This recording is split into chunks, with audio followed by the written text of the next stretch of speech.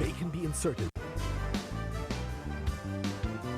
The Navy are the men and women who take pride in their occupational specialties. The pillars who keep the Navy strong. Because building a strong and credible Navy is founded on our core values: honor, dedication, patriotism,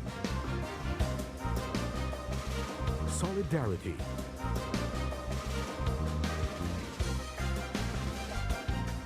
leadership, and professionalism. In line with the Sail Plan 2020 and its vision, the Philippine Navy sails abreast with the changing times, constantly evolving, reshaping and restructuring itself. With the acquisition of new vessels, upgrading equipment,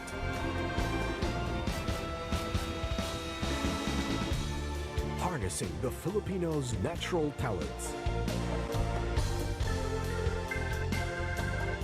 resilience in the face of adversity, and innate oneness with the sea.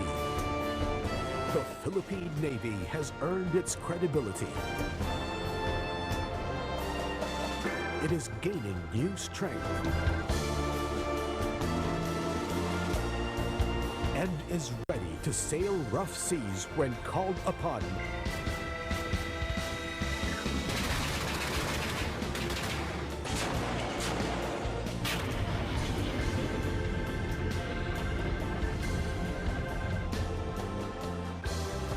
And prevail.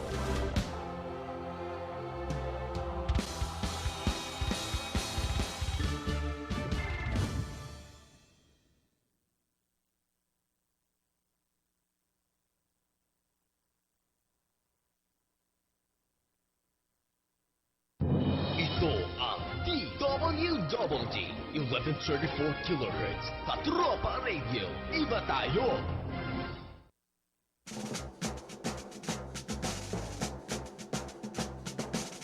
Ito ang inyong Armed Forces. Palatuntunang nagtatampok sa sandatahang lakas ng Pilipinas. Nagbibigay daan sa serbisyo ng sundalong Pilipino. Ito ang inyong Armed Forces. Kilalanin ang mga kawal na naglilingkod sa bayan dito sa programang nagbibigay daan sa bawat panig ng katotohanan. Ito ang inyong Armed Forces.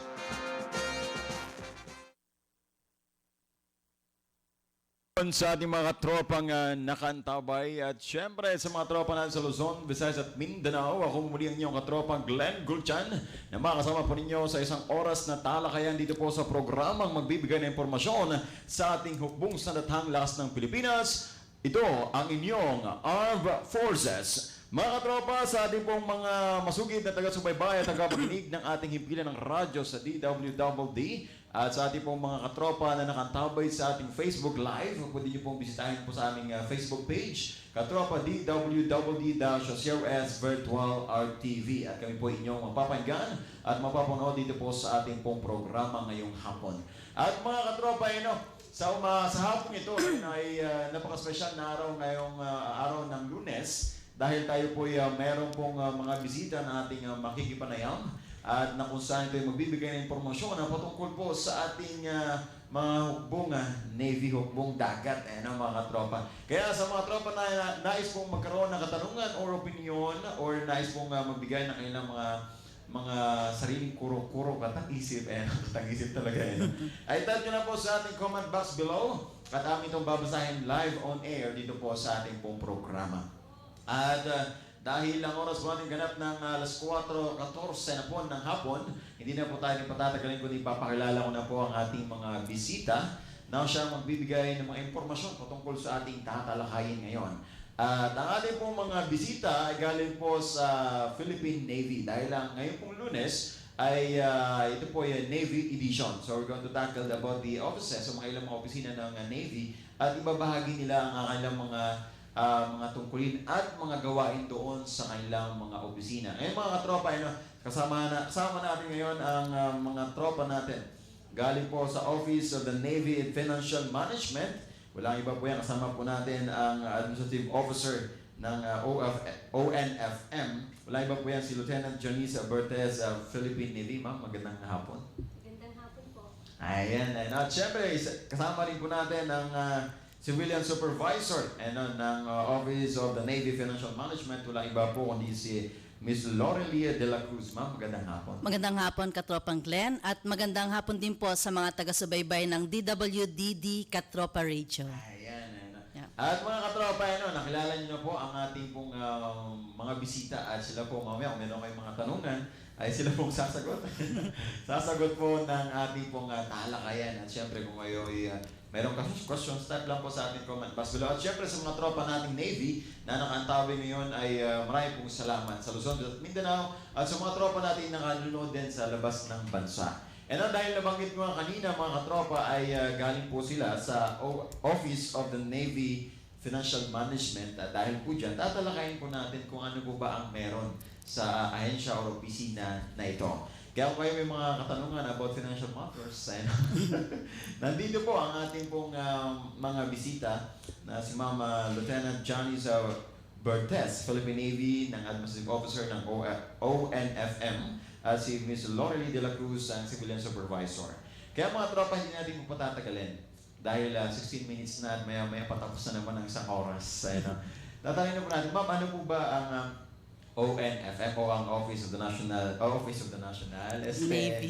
Office of the Navy Financial Management. And ano po yung tungkulin o functions ng ONFM na opisina sa Philippine Navy? Ayun, nakuha din natin. Bali po ang ONFM, ito ay ang Office of the Navy Financial Management. Ito ay isang personal staff ng Flag Officer in Command, Philippine Navy. Yes. Siya po ay na-establish noong August 1, 2018 lang dahil sa compliance sa GHQ Directive na pagsamahin ang Resource Management Office at ang Management and Fiscal Office. So, ang ONFM ang in charge when it comes to matters pertaining to management of financial resources. So, ibig sabihin, Ma'am, pinagsama na ang fiscal at saka ang Resource. Yes. Wow, talagang parang meron din yan, parang sa Philippine Statistics Authority. Pinagsama na yung National Authority at saka yung isa. Kaya naging Philippine Statistics Authority. So kung gano'n ganda, dahil po sa inyong opisina po ninyo, pagkalam ko kayo po ay nakatanggap na rin ng ISO, tama po ba? Meron na ba? Meron na, sir? Finance Center. Finance Center ng Philippine Navy ay nakatanggap na ng ISO certification. Which is the system that you have is napakaganda.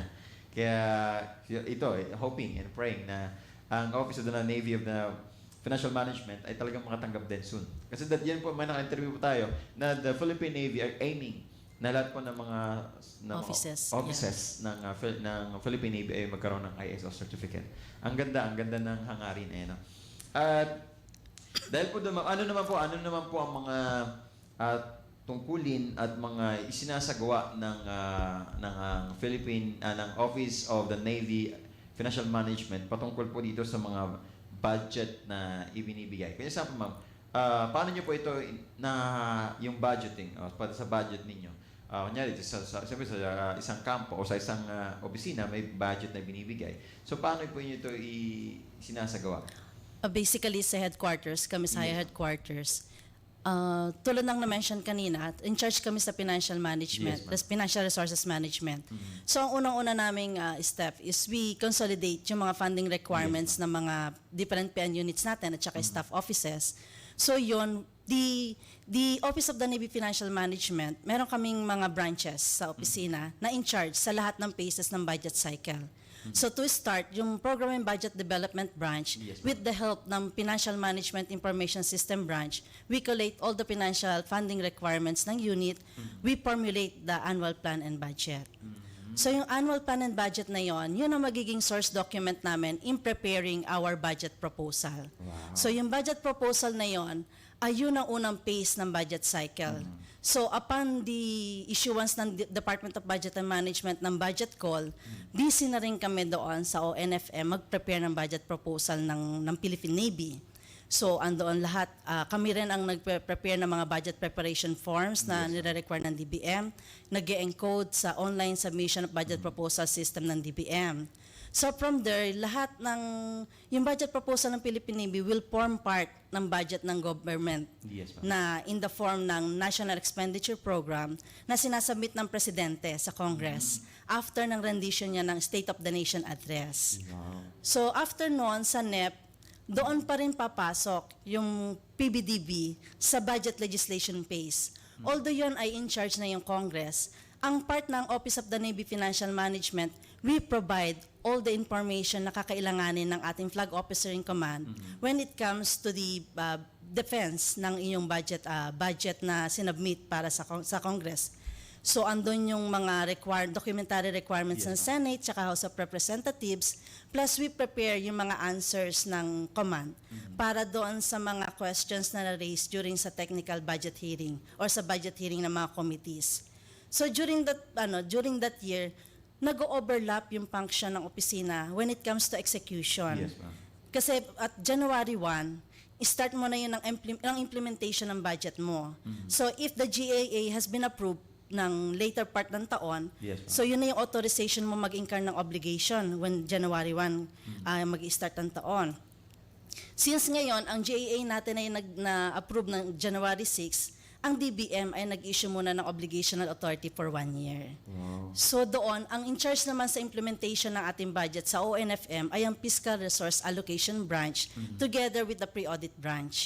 So kami, yung mga naisumite na requirements ng unit, ibinababa namin yan sa kanila in the form of sub-allotment advice. Ganon din, meron yung kaukulang cash. Kasi yung pondo mo, pagbaba mo doon, i-obligate lang nila yan eh. So para mabayaran mo yung obligasyon ng gobyerno, yung cash management, nasa PRAB din. Tinatawag namin PRAB. So pag nakonduct na ng pre-audit branch namin yung verification kung valid for payment yung claims ng isang unit, saka kami mag-i-issue ng cash allocation para sa kanila. Ang pinaka-importante pa rin parte sa budget cycle na pinaperform pa rin ng ONFM when it comes to budget accountability. So whole year process din yan. Although ang primary nagte-take ng role doon is yung accounting because they prepare the financial reports. Also andun yung aming tiniya at saka yung tinig para sa pag-re-review, pag-i-ensure, monitor na ang implementation ng budget ay in accordance with the government auditing and accounting rules and regulations. Yung aming review and policy development branch, in charge sila sa pagkakandak ng PAPABER. Ano yung PAPABER, ma'am? Sabi mo, PAPABER? Yung PAPABER is a Program Performance and Budget Execution Review. Ibig sabihin, lahat ng na-contain doon sa APB, meron silang mga targets doon or deliverables. Naka-identify doon yung mga activities na gagawin nila para ma-attain nila yung mga targets nila na yon. Yun ngayon ang ina-assess or nire-review ng PAPABER namin. Kung lahat kung yung mga napondohan ba or yung sinabi mong ma-execute mo or ma-accomplish mo pag napondohan ka, ay talagang naibibigay, naisasagawa mo. What if, ma'am, merong mga instances na hindi na-perform yung mga ganong functions? For example, they were given a budget na ganito kalaki. And after that, hindi nagawa yung functions. It is babawasan bang budget or ipopursue pa rin ito? We have to know kung ano yung naging reason, bakit Yes, kasi minsan nagkakaroon ka ng change ng kung anong implement mo because of kung ano yung nangyayari sa paligid mo.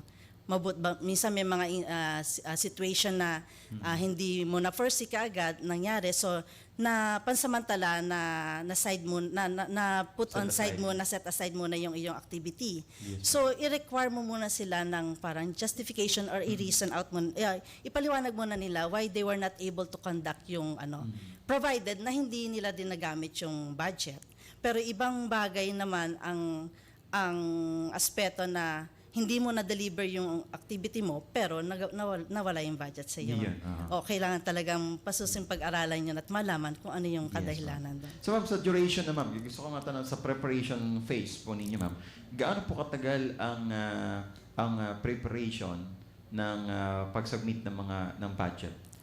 ng budget galing Yes, sa ma'am. unit o sa... Galing sa unit, ma'am. Sa unit kasi merong sa formulation ng annual plan and budget, Yes, ma'am. meron kaming 4 na stages din doon. Yes. Merong passes kami, yung first pass, identify mo yung yung mga activities mo, ano yung mga targets mo rin, Yes, ma'am. tapos ano yung mga kailangan mong programs. And pagdating sa second pass mo, doon mo na siya lalapatan ng ng mga costings, magkano yung halagang kailangan mo. So kung bibigyan mo sila ng more or less in 4 months, 6 months time, depende rin kasi iba-validate mo pa rin yung submission nila eh. Maraming proseso eh.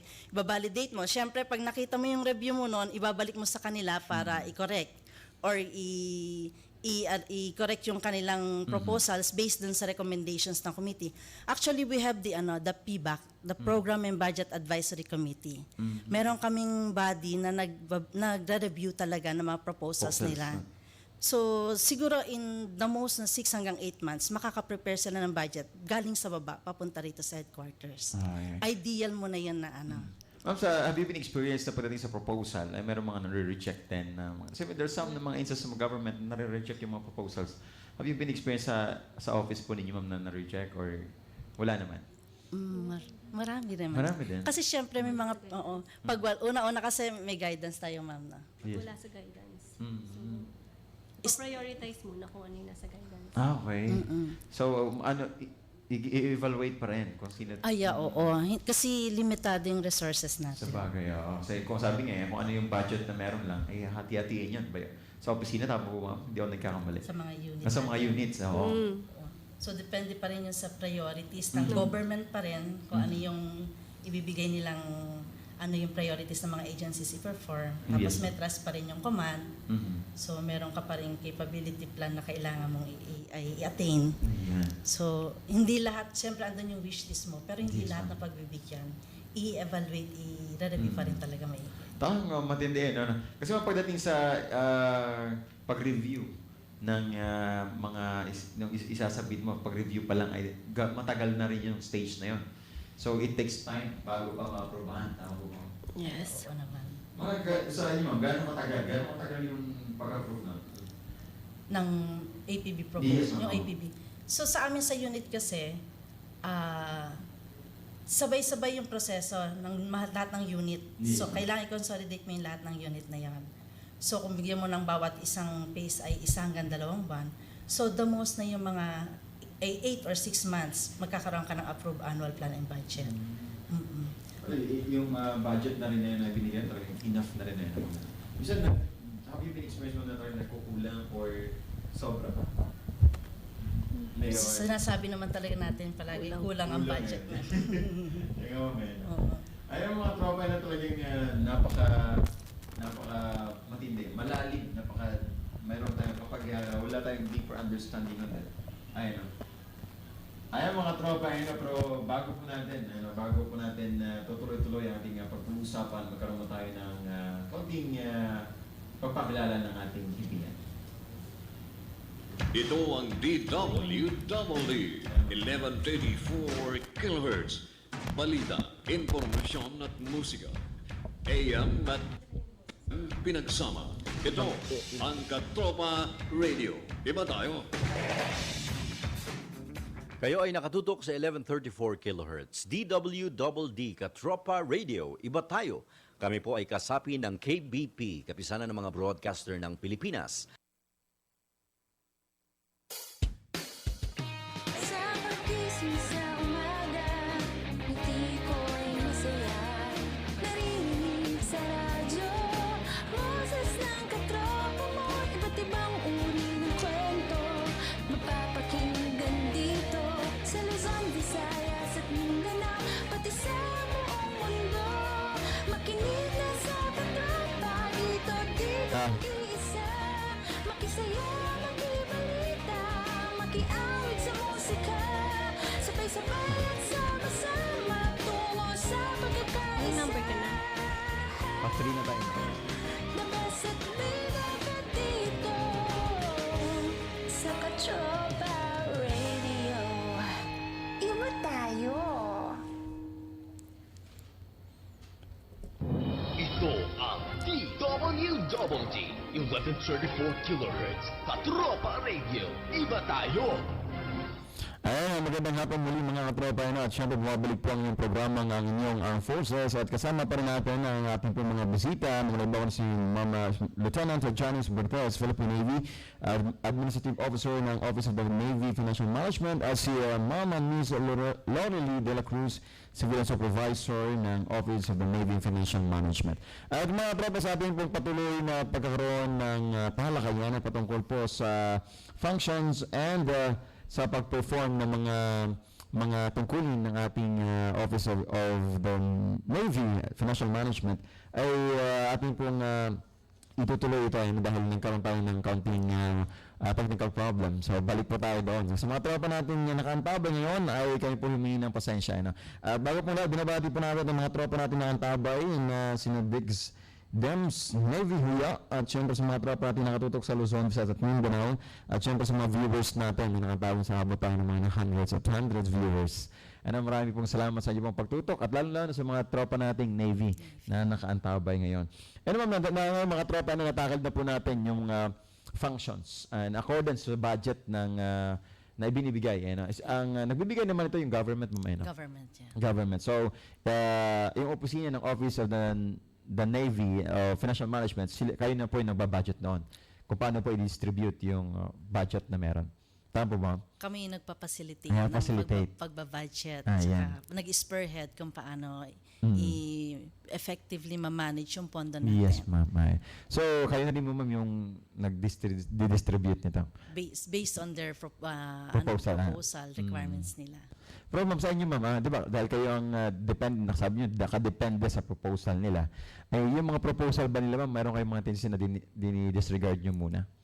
Meron kasi ngang na-mention kanina sa mga yung mga guidelines. Yes, kasi pag-prepare namin ng APB, meron kaming APB Development Guidance. Meron din kami yung higher headquarters na mga issuances, yung Defense Planning Guidance. Tapos meron din naman yung ini-issue ang Department of Budget and Management, kung ano lang yung pwedeng yung sa Budget Priorities Framework. So, meron nakaset din yung mga criteria na kapag ma-meet mo rin at nasa priorities ng government din at saka ng command, malaki ang possibility mo na talaga makonsider ka. Ayan. So, nakadepende pa rin, ma'am. But then again, yung may mga high priority impact, during implementation na nagkakaroon ka ng at least nakaka-realize ka ng savings due to efficient implementation ng projects mo, naka-line up lang yan sila. Na-prioritize din kung ano yung ma-accommodate na magiging available budget. Ayan. Oo. Ini-issue pa rin naman din. Ayan, sa mga tropa, kasi meron mga tropa natin, minsan hindi naiintindihan, hindi na naunawaan kung paano ba nagkaroon. Minsan kasi nasabi na, kinukurap na lang. At least ngayon mga tropa ng antabang yun, you really understand na mas mainam na makinig kayo ngayon. At least maintindihan po ninyo paano po paano po na ibabahagi-bahagi itong pagbibigay ng mga pondo. Kasi in terms of pag-budgeting, talagang hindi po ganun kadali. There are lots of qualifications. Sabi nga ni Ma'am, mayroong guidelines na tinitingnan. May criteria pa May criteria pa rin. Lalo na ngayon, kailangan, dahil cash-based budgeting system na tayo, ma-ensure natin yung implementability ng iyong activity, yung mga projects mo. Ma-ensure natin na lahat na ipopropose mo, pag dumating yung budget, mai-implement mo talaga, makakandak mo. Ma-execute natin ng mas maayos. Kasi mas maganda naman talaga na kaya nga ibinigyan ng budget kasi nakita na pasok doon sa guidelines and criteria na which is yun ang makakabuti. Yeah, oo. During formulation pa lang, we make sure na talagang align lahat. Yes, ma'am. Para hindi masayang ang pondo. Yan, ma'am. Yan po yung mga gusto na ipakita ng ating hupong salatang lakas ng Pilipinas, especially the Philippine Navy, na pagdating in terms of financial management, ay talagang yung readiness ng ating tropa, lahat ng ating mga nagtatrabaho doon ay mataas. Kaya that's the reason why na the Philippine Navy ay talagang mataas yung madalas kayo nakatanggap ng ISO certificate. Kaya proud ako ma'am, proud ako na sa Philippine Navy na pagdating sa certification na natatanggap po ninyo. Kaya thank you so much ma'am for helping the Philippine Navy, especially the Armed Forces of the Philippines, na makamit yung hangarin na maging world-class Armed Forces of the Philippines. Tuloy po tayo mga tropa sa ating pong usapan dito sa ating talakayan patungkol po sa Office of the Navy and Financial Management. Natakay na po natin yung mga ano po ang magagawa at ano po ang isinasagawa. Ngayon naman, sino naman po ang mga opisyales na pwedeng maging parte ng ONFM or Office of the Navy Financial Management? There's a criteria din ba? Or meron bang guidelines din na kung sino ang magiging magtatrabaho nito? Opo, meron din po kami kinoconsider na Yes, ma'am. Yes, ma'am. guidelines. Philippine Navy po ay nagpa-practice ng field of specialization. Yes, ma'am. Meron po tayong warfare, Mhm. FOS, or field of specialization. At meron din po tayong support to warfare, Mhm. field of specialization. Sa support to warfare Yes, ma'am. specialization, dito po papasok yung tinatawag namin budget, fiscal and finance, field of specialization. Mhm. Ito po yung BFF, FOS. Ito po yung may mga officers na rated ng BFF, FOS, ito po yung mga officers na kayang mag-perform ng functions na when it comes to financial management. Yes, ma'am. So, pagdating dito sa mga officers natin, ma'am, so ibig sabihin, ma'am, mayroon pa tayong mga tinitingnan din mga eligibility, mga ganun. Yes.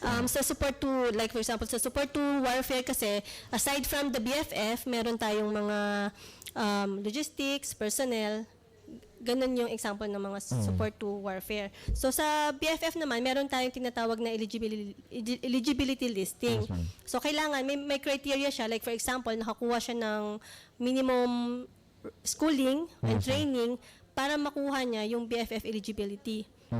Kailangan meron siyang basic financial management course, which is itong course na to ang ino-offer dito sa General Headquarters ng Office of the Financial Management. And dapat meron siyang 1-year residency sa BFF-related position. Ang BFF-related position, ito yung pwede kang special disbursing officer, Yes, ma'am. officers assigned to Philippine Navy Finance Center. Center, Yes, ma'am. and the chief of office of the Office of the Financial Management ng different Philippine Navy units.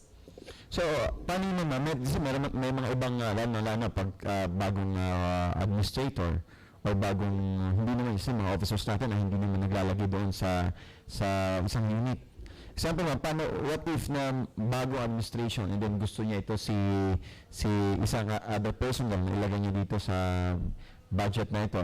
If there's, wala pa siyang training, it could be possible na pwede siyang maupo doon, or we need to stick to follow doon sa guidelines na meron pa tayo. Aside from the training, meron ma'am. din kasi tayong tinatawag na service reputation. Yes, ma'am.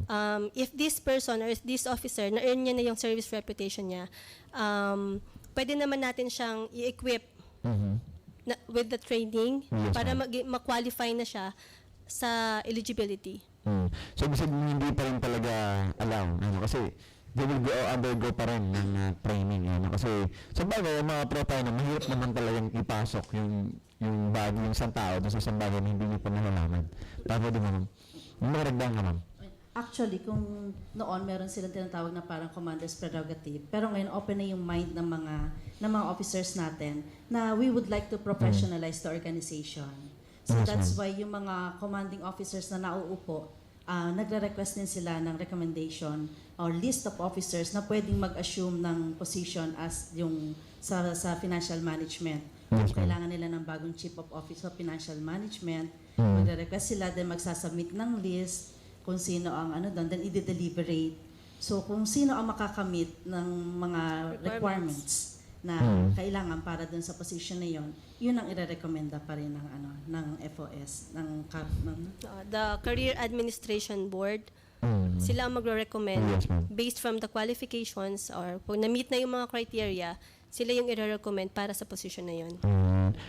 Okay, so hindi pa palang, hindi ganun kadali, may salaan pa rin yung nangyayari. Kasi siyempre yung mga commanding officers natin, they also want na ma-ensure nila na yung management ng resources ng units nila ay talagang maayos din naman. Nang pagdating dito naman sa budget and fiscal, is there possible na isang tao lang or magkaibang tao ang makakaupo dito? Dito na po sa budget, sino po yung mga hawak nito? May isang personal ba o hiwalay din siya sa fiscal? Walay. Hiwalay.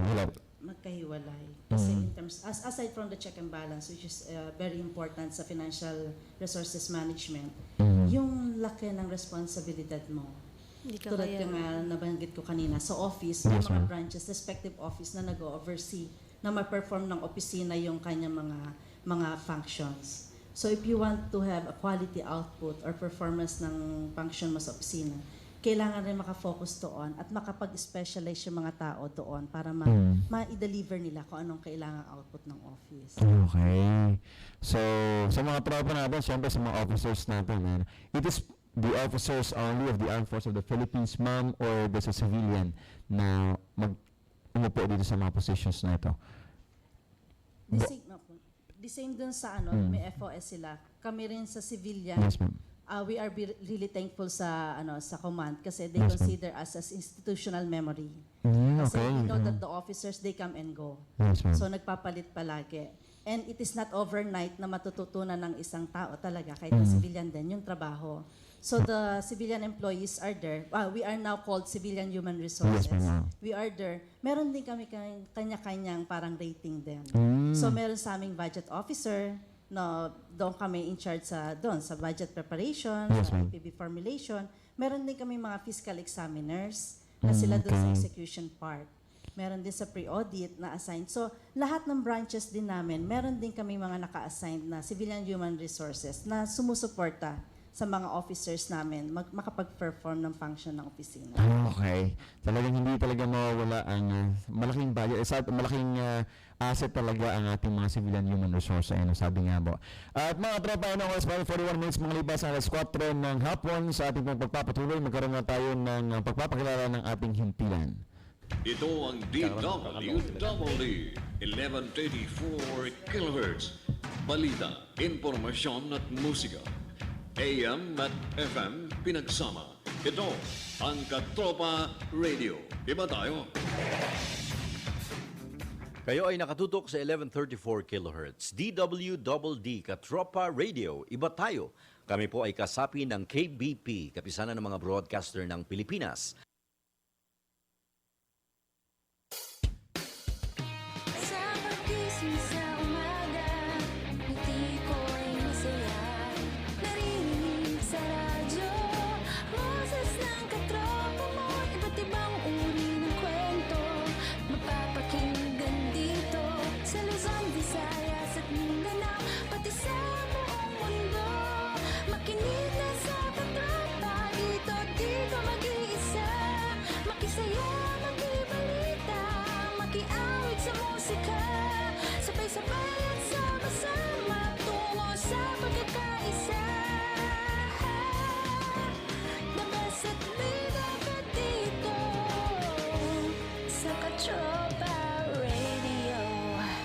Iba tayo.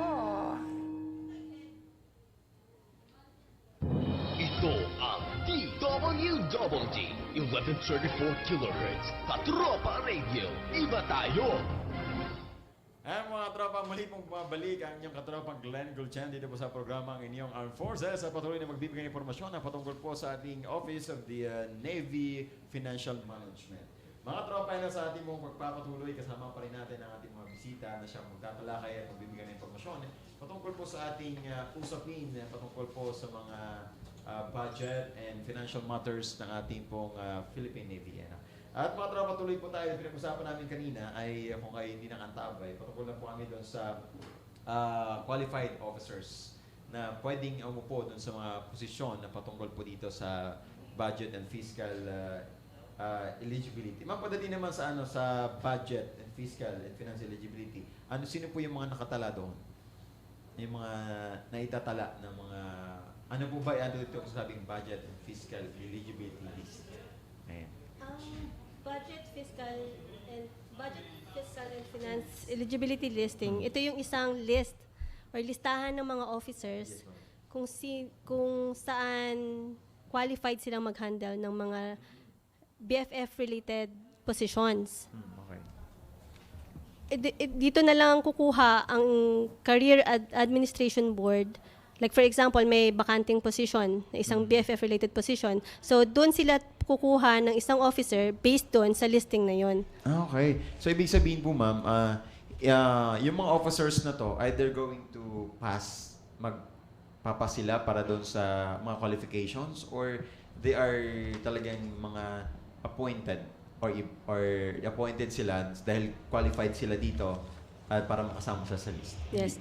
Para makasama sila sa list, may mga criteria yon. Kagaya ng sinabi ko kanina, dapat meron na silang training, the financial management course, dapat may experience na sila, related experience na before, nakapag-handle na sila nakapag-assume na sila ng position 1 year or more ng BFF-related position also. And other than that, dapat maayos din yung service reputation nila. Kasi kino-consider din yon. And dapat mataas din yung performance evaluation report nila.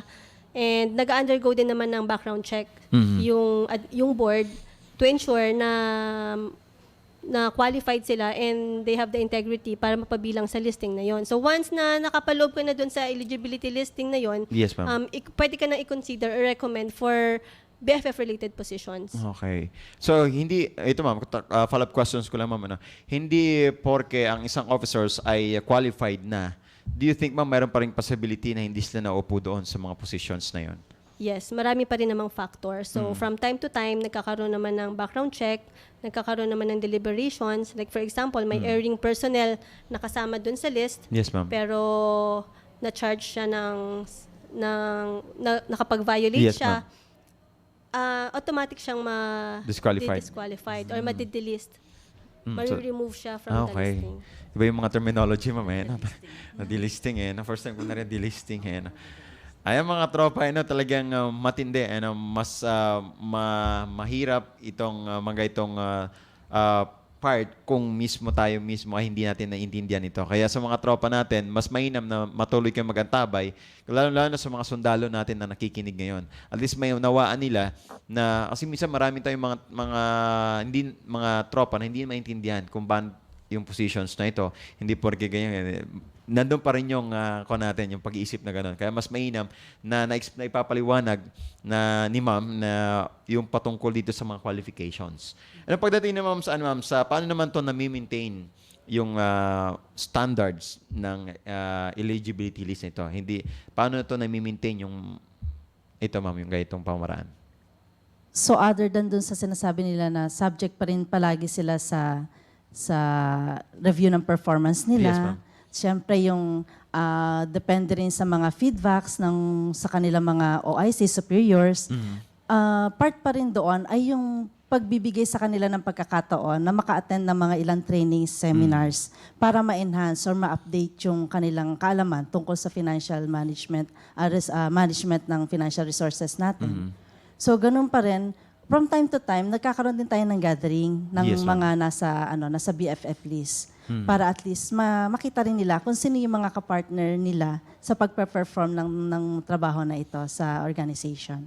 Okay, meron pa rin talagang mga activities na gano'n na trainings, continuous na training. Continuous training talaga rin. Tsaka learning kung paano pa mas ma-enhance yung sarili mo na ma-perform yung function mo. Okay. Ay, mga tropa, talagang para tayong education pa rin. Tuloy-tuloy pa rin ang pagkatuto sa mga bagay-bagay. Ano ba yung pag matanda ka na, pedagogy ba yun, sir? Para kailangan mag-aral ka pa rin. Yes, continuous ma'am. learning pa rin. Lalo na sa ilang mga officers. Kasi ma'am, sa inyo ma'am, have you been encountered na meron talagang mga officers na hindi na nag-undergo ng mga itong trainings and seminars? Talaga. Kasi meron mga ilan talaga dito na ayaw nila na. Bigyan mo na lang sa iba. May mga, lalo na pag sa mga oldies na yung tipong, hindi naman sa mga oldies, yung mga tipong gusto nilang ipasa yung mga learnings. Kasi meron pa tayong mga bagong officers na ngayon na mas bata-bata and then they want to, meron ba mga ganong tendency na ayaw din nila mag-undergo pa ng ganito? O sa rate ng 1 to 10, meron ba rin bang mga officers na talagang sinas-aside yung mga trainings and seminars? May mga pagkakataon, tulad nga ng bagit mo kanina, yung mga may edad na. Yes, ma'am. yung mga parang pakiramdam laon, napag-aralan ko na yan, or alam ko na yan, or ano. So, pero maganda rin kasi nabibigyan ng pagkakataon yung ibang nakababata. Yes, ma'am. Ng pagkakataon na matuto rin sila. Pero ganun pa man, we know na kahit hindi sila nag-undergo ng training, binibigyan nila parang magandang example din yun sa mga nakababata sa official na binibigyan mo sila ng chance na Yes, mag-acquire ng skills. Sila rin naman, they do reading. Yes, They ma'am. do, bawa magtatanong sila, oh ate, paano tong ganito? Pero sidelights, yung mga ganong interest nila or initiative nila magtanong, it's also a way of them to learn Yes, what is ma'am. the latest trend or initiative sa government in pagdating sa financial management. Yes, ma'am. Kasi mapapansin natin, most of the mga nakakatanda na, ma'am, at talagang ayaw na nilang undergo ng mga ganyan. Mas mainam na sila na mismo ang nag-aaral. Kasi mahilig na sila magbasa yung mga ganung mga kaedaran. Ay talagang mas gusto nila na bigyan mo na sa akin yung module and then pag-aaralan ko na lang. And then sabi ni ma'am, follow-up questions na lang doon sa mga hindi nila naunawaan. Talagang merong mga ganun, ma'am, yung mga oldies din na talagang gusto nila na nakatutok na lang sa binabasa nila. Tama po, ma'am? Talagang, ikaw, ma'am? Ako, magta-30 years na ako sa service. Wow. Ngayon, nakikita ko rin naman, yung mga may edad na talaga, alam naman nila yon kasi, No, kasi over the years yes, na ma'am, nagpe-perform sila, nakikita na nila. Mm. And nare-relate nila na, ganito pala nung araw, ito pala yung sagot dun sa problem na na-encounter natin nung araw. Yes, ma'am. So somehow parang nabavalidate nila and they are happy to see na yung mga initiative or innovations natin ngayon sa financial resource management nagiging parang nado-document na at naipapaliwanag na sa lahat ng So sa kanila is sinashare na nila yon sa mga next generation Yes, na ma'am. magpe-perform. Kasi na-experience na nila, nakita na nila, and they are just happy to know na naa-address na yun ngayon ng ating current na administration or current na organization natin. Ayan. Ma'am, sa inyong palagay, sa inyong pong pananaw, gaano po kahalaga itong pagkakaroon ng BFF officers sa isang organization? Especially the financial management. Gaano po kahalaga ito, ma'am? Ang BFF, FOS, or Yes, Field ma'am. of Specialization, kagaya lang rin ng logistics, personnel, very important siya sa organization kasi ang resources natin very limited. Mhm. Kailangan natin budgetin siya ng maayos. Kailangan natin i-ensure na nagagamit siya sa tama. Yes, ma'am. Para lang rin sa bahay. Parang alam mo kung saan napupunta yung pera, tsaka alam mo na dapat maayos siyang nagagamit. Yes, ma'am. Yung tipong sabi nating master, master siya sa ganong kalakaran. Kumbaga nagkakaroon na tayo ng set standards Yes, ma'am. ng mga tao na mag-perform ng function na yun. Kasi sabi nga mga tropa, hindi porke mataas ang qualifications na meron siya. Pagdating naman doon sa standards na one, ay wala din. Meron kasi mga taong ganun, mga katropa, na talagang they know at merong siyang qualification pero hindi niya alam i-perform. Di ba? Meron mga tendency na ganun. That's why it is also important na yung tao magpe-perform, they know the existing Yes, policies ma'am. and guidelines para mag-guide din sila that the actions they would do or yung recommendations na ibibigay nila would not cause harm sa Yes. organization. So, importante rin yung kaalaman mo sa mga polisiya o sa rules na gumagabay sa resource management. Ayan. At saka malaking part din talaga na meron din yung support ng civilian human resource pagdating sa ganitong matters. Kasi meron ilang mga civilian human resource, ma'am, na talagang they are good in doing these matters, lalo sa mga ganitong financial matters. Ma'am, gusto ko lang itanong, ma'am, sa ating pong mga civilian human resource. Ma'am, it is pagdating sa mga itong financial matters, kailangan ba accountant ang magiging kwalipikado dito or yung guidelines ba na binibigay sa officers sa military ay iba din po ba doon sa guidelines na binibigay ng organization doon sa civilian or same lang? Yung sa amin kasi, although andun yung mga accountants, they are good at numbers. Yes, ma'am. They perform or analyze yung financial standing ng organization. Yes, ma'am. Pero even if you are not an accountant, actually I'm Yes. not an accountant, Yes, ma'am. pero you can perform the job or the Being an duties ng kailangan sa budget and fiscal. Yes, ma'am.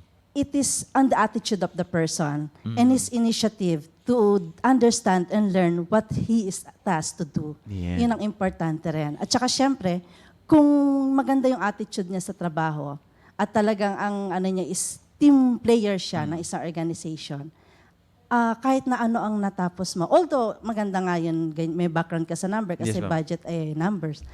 Nasa tao pa rin yun kung paano ka magtatrabaho. Ayan. Oo. Nasa ano pa rin. Kasi varied eh. It's all about analysis ng isang ng kung ano yung nasa harap mo ngayon. Tapos yung judgment mo, kung ano yung pwede mong ibigay na recommendation sa kanila. So over the years, aside from the learnings mo sa school, yung experience mo in doing the job, and also pag-perform mo ng trabaho, na-specialize ka na. Yes, ma'am. So, dun sa service mo, sa opisina mo, nakukuha mo na yung skills and knowledge para ma-perform mo ng maayos ang trabaho mo. And sabi nga, it's all about the attitude in performing the responsibilities na meron. Kasi sabi nga, yung qualification ay nandyan lang yan. But the attitude, how they perform the job or task, ay talaga yun ang pinaka mas mainam. It's a good example, ma'am. Yan, ikaw, example kayo po, ma'am, na talagang you're doing your job just for the aim ng ating Armed Forces of the Philippines to become world-class armed forces. Hindi naman po maging achieve itong Armed Forces of the Philippines if wala po kayo, ma'am, na nandyan. And then thank you so much for the time and inunlakan niyo po kami na ibahagi po ang kaalaman patungkol po sa financial management ng ating Philippine Navy. Which is, hindi lang po ito, actually, hindi lang ito magagamit ng ilang mga ng Philippine Navy only, but ilang mga ahensya na nakaantabay at nakikinig sa ating pong programa. At gusto ko lang pong batiin ang mga tropa din na antabay diyan po sa Central College of the Philippines.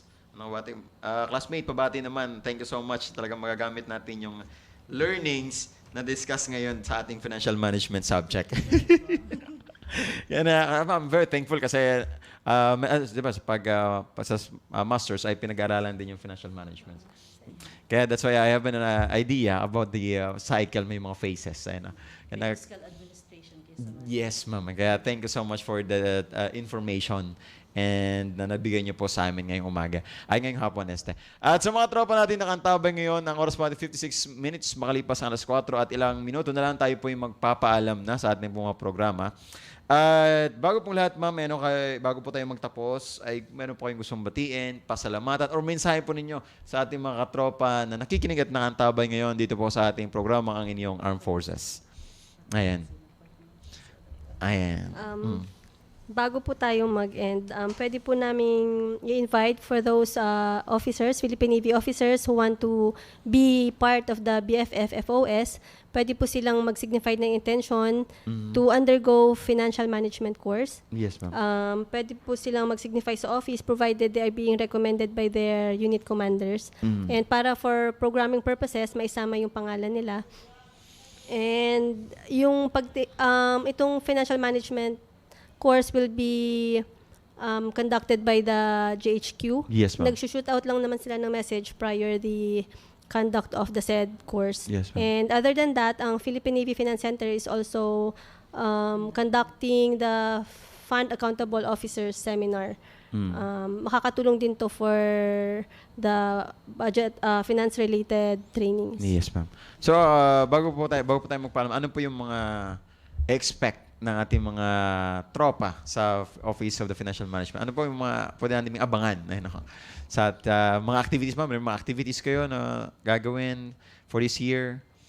Nantabayanan po natin. So, ang way ahead natin, ma'am, we are presently in crafting yung budget proposal natin for next Yes, year. But then again, ang Philippine Navy, particularly the Office of the Navy Financial Management, we are always enhancing yung paano pa namin magiging maayos ang Yes, ma'am. programming. So we are having our systems upgraded, enhanced, para mas mapadali natin sa mga kasama natin kung paano sila makaka-contribute sa paggagawa ng budget natin. So we have the Philippine Navy Programming, Budgeting, and Procurement Information System. Yes, ma'am. So yun ay web-based na.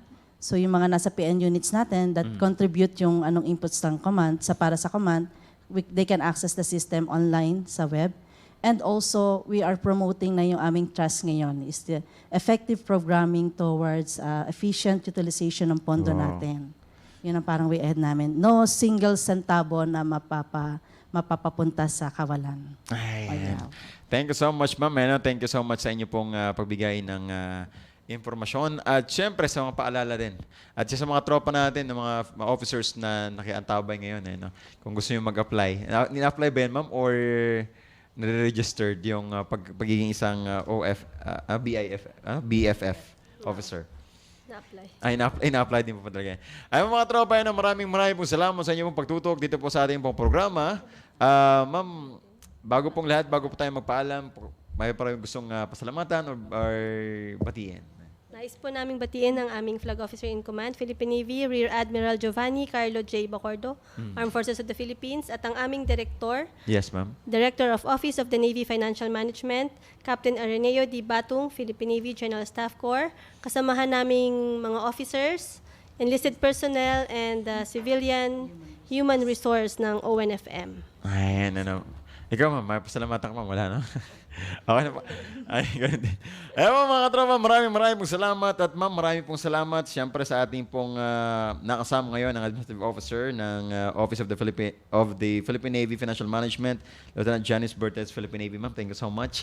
At si Ma'am Ms. Lorelie De La Cruz, Civilian Supervisor ng Office of the Navy Financial Management. Maraming pong salamat at sana hindi po kayo magsawang bumalik ulit. Maraming salamat sa pagkakataong ito. Sige, Next time ulit, mamaya, no? Next year ulit. Next year. Maraming po. Ewan, mga tropa, ito po ang programa na magbibigay ng impormasyon patungkol po sa ating hukbong sa Batangas ng Pilipinas. Ito po ang inyong Armed Forces. Ako po ang inyong Katropang Glen Gultian, nagsabi at nagpapaalam sa inyo ng magandang hapon. Ito ang DWWD 1134 kHz. Balita, impormasyon at musika. AM at FM pinagsama. Ito ang Katropa Radio. Iba tayo. Kayo ay nakatutok sa 1134 kHz. DWDD Katropa Radio. Iba tayo. Kami po ay kasapi ng KBP, Kapisanan ng mga Broadcaster ng Pilipinas.